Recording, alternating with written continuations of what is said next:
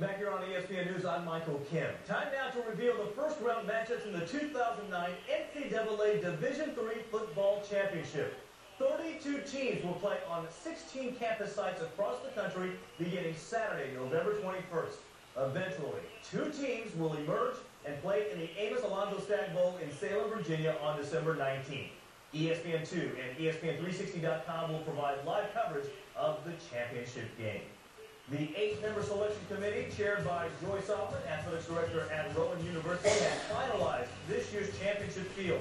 The 32 teams consist of 23 automatic bids with 9 at-large bids. The committee then did its best to pair teams with geographic and travel considerations in mind.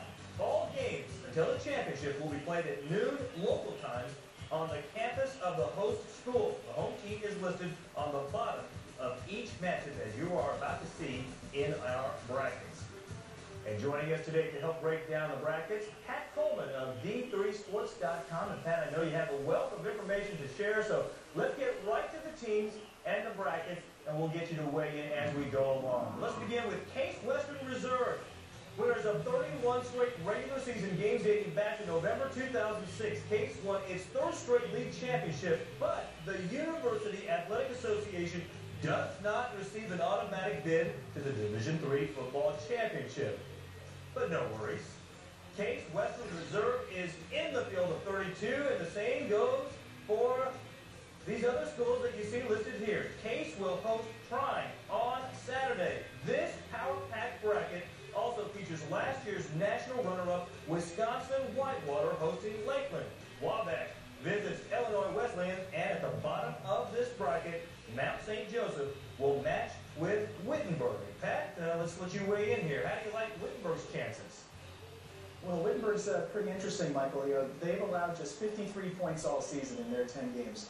You know, the question I think for them coming into the playoffs is how playoff tested are they? You know, the teams that they have faced over the course of the season may not be the same caliber of the kind that they'll see in the playoffs. The best team on their schedule, Wabash, they beat them 10-7. But Wabash was without his starting quarterback, Matt Hudson. So even the best team on their schedule, they didn't face at full strength. For Wittenberg, though, this is a pretty good season. They've run the table 10-0 for the first time since 2000 and breaking a 2-year playoff drought as well. All right, let's move on to our next set of teams. St. John's of Minnesota has completed its regular season with a perfect 10-0 record and took sole possession of its conference title, capping things with a 41-14 win over Carleton on Saturday. The Johnnies are number 4 in this week's Division III polls. So all that's left for them to find out is the identity of their next opponent.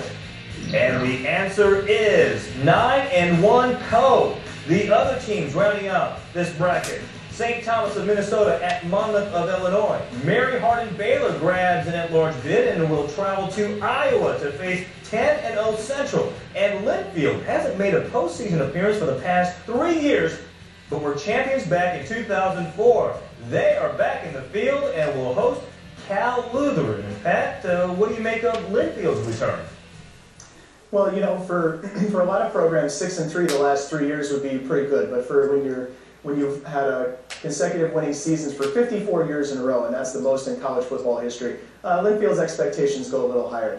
You know, they've struggled since Jay Losey, their head coach, left. He's now the offensive coordinator at Oregon State. But you know, this year they put it back together a little bit. Brian Bomey, their quarterback, who was injured and missed most of 2008, he's back. He's healthy. He's averaging 261 yards a game, and I think Linfield's looking pretty good.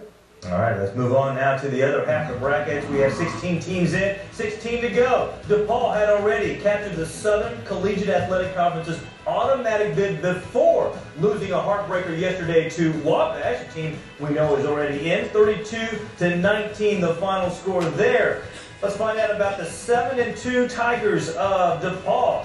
They will open next weekend at undefeated Thomas More.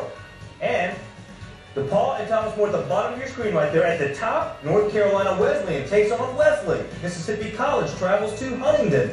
And Johns Hopkins faces undefeated Hamden-Sydney. The winner of this bracket will eventually get a shot at the winner of another bracket that we will be telling you about here shortly. But Pat, before we get to those final teams, what stands out about this part of the bracket? Well, I think one of the interesting stories in this area is Thomas More.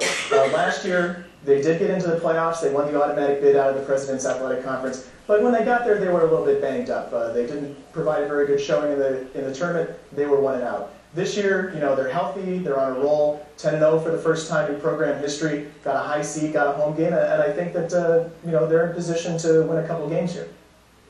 Finally, and I know it's sweaty palms time for some teams. Let's talk about these teams. Not for Mount Union, of course. You can't talk about D3 football without talking about them. The mighty program from Ohio has won 9 of the last 13 titles, 10 of the last 16. Mount Union, 61-10 all-time in the NCAA Division III football championship. Someone has to play Mount Union in the first round. This year, it is 9-1, Washington and Jefferson. Maine Maritime won yesterday by scoring on the last play of the game. That earns them a trip to play Montclair State. Rounding out the bracket, Albright visits Alfred, and Susquehanna plays at Delaware Valley. And Pat, what do you think about Washington and Jefferson having to open at Mount Union? Well, it's interesting. I think for W&J, to be thankful they're in the field. This was probably the team that got the last of the at-large bids. The thing about W&J and Mount Union is they haven't played in the regular season a whole lot in a long time, but they're very familiar with each other.